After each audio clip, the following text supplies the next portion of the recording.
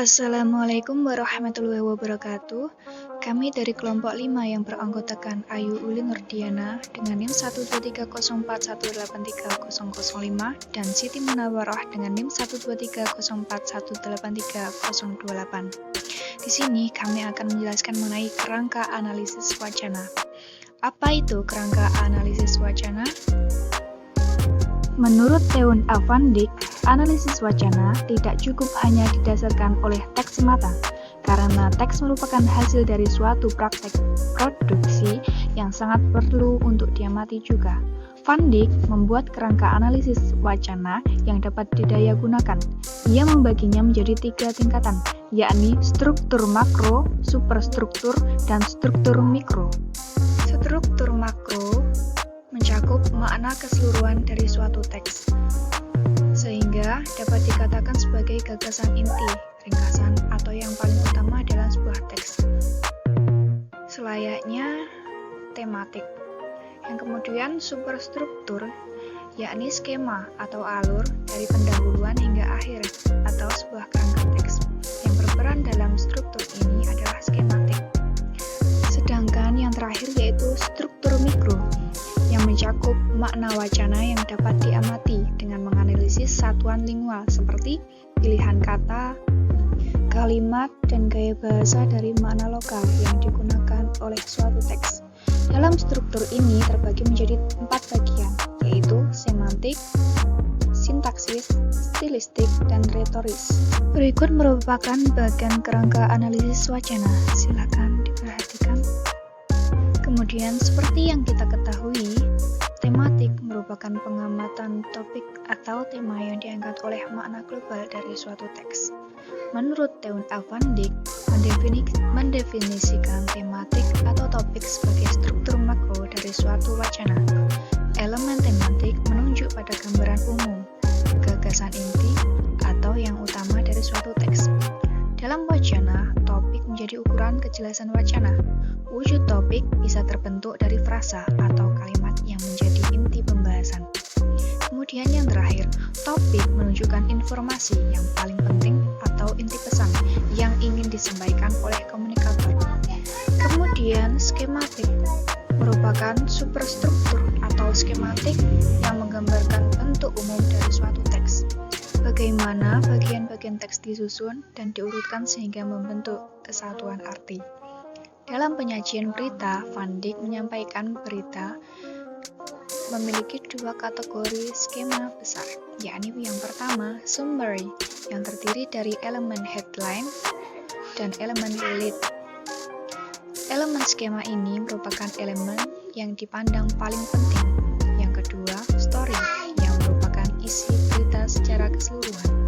Selanjutnya, struktur mikro, semantik. Semantik yaitu makna yang ingin ditekankan dalam teks berita, misalnya dengan memberikan detail pada sisi atau membuat eksplisit satu sisi dan mengurangi detail sisi lain. Elemen yang terdapat pada bagian ini adalah sebagai berikut. Latar, yaitu bagian berita yang dapat mempengaruhi semantik yang ingin ditampilkan. Yang kedua yaitu detail. Elemen ini berhubungan dengan kontrol informasi yang ditampilkan seseorang. Komunikator akan menampilkan informasi berlebihan yang menguntungkan dirinya dan citra yang baik. Yang ketiga yaitu maksud. Elemen maksud melihat informasi yang menguntungkan komunikator akan diuraikan secara eksplisit dan jelas. Yang terakhir yaitu praanggapan, merupakan pernyataan yang digunakan untuk mendukung makna suatu teks dengan memberikan premis yang dipercaya kebenarannya. Selanjutnya, sintaksis. Sintaksis yakni bagaimana kalimat, baik bentuk ataupun susunan yang dipilih. Fungsi sintaksis dalam analisis wacana adalah sebagai strategi untuk memperlihatkan dirinya secara positif dan memperlihatkan lawannya secara negatif. Adapun elemen sintaksis adalah sebagai berikut. Yang pertama, bentuk kalimat merupakan segi sintaksis yang berhubungan dengan cara berpikir logis, yaitu prinsip kausalitas. Bentuk kalimat bukan hanya persoalan teknis kebenaran tata bahasa, melainkan menentukan makna yang dibentuk oleh susunan kalimat. Yang kedua, koherensi, yaitu pertalian atau jalinan antar kata atau kalimat dalam teks. Dua kalimat yang menggambarkan fakta yang berbeda dapat dihubungkan sehingga tampak koheren. Yang terakhir, kata ganti merupakan elemen untuk memanipulasi bahasa dengan menciptakan suatu komunikasi imajinatif. Selanjutnya, stilistik merupakan upaya penyusunan teks melalui pilihan kata yang digunakan dalam teks. Bagaimana seseorang melakukan pemilihan kata? Elemen yang dipakai adalah elemen leksikon untuk menandakan berbagai kemungkinan kata yang tersedia dan akan dipakai untuk menunjukkan sikap dan ideologi tertentu. Yang terakhir yakni retoris. Bagaimana cara penekanan yang dilakukan?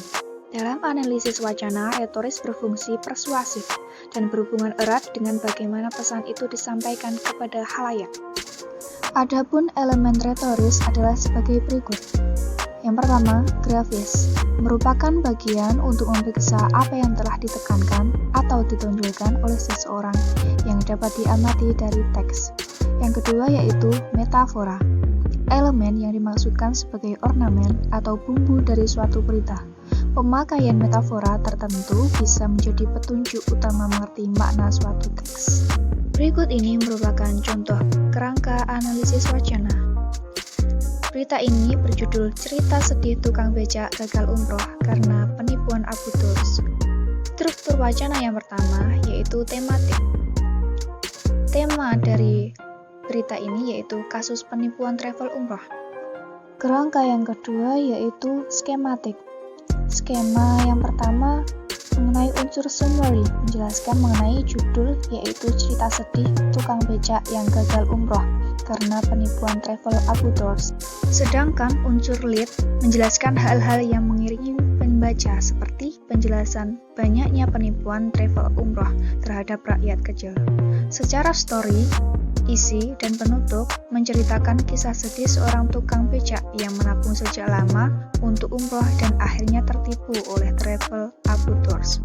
Akhir pemberitaan ditutup dengan kalimat pernyataan sabar oleh tukang becak tersebut.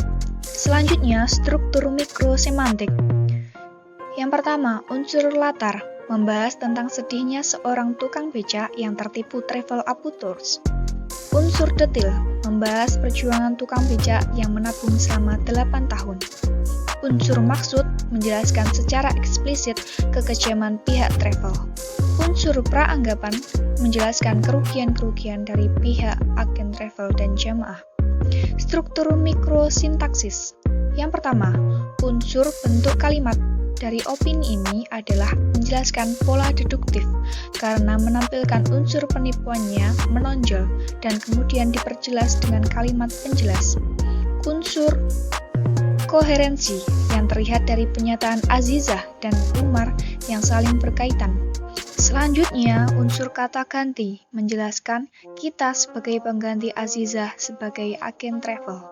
Yang selanjutnya, struktur mikrostilistik. Unsur leksikon menjelaskan kata beliau merupakan bentuk sopan dari penyebutan nama Umar. Yang terakhir, struktur mikroretoris. Yang pertama, unsur grafis menjelaskan raut muka sedih Umar yang terlihat pada foto yang disediakan media. Unsur metafora menjelaskan makna rakyat kecil adalah orang-orang seperti Umar yang bekerja sebagai tukang becak. Demikian penjelasan dari kami. Terima kasih atas perhatiannya. Kurang lebihnya kami mohon maaf. Wassalamualaikum warahmatullahi wabarakatuh.